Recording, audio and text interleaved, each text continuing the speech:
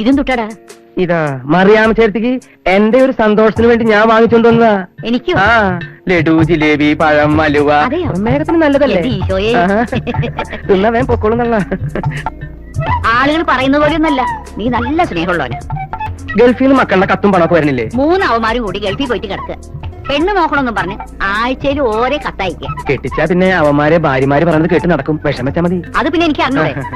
അതുകൊണ്ടല്ലേ ഞാൻ അവരെ കൊണ്ട് പെണ്ണ് കെട്ടിക്കാത്തത്. നല്ല രുചിയുണ്ടല്ലോ മോനെ. കിട്ടിയതല്ലേ?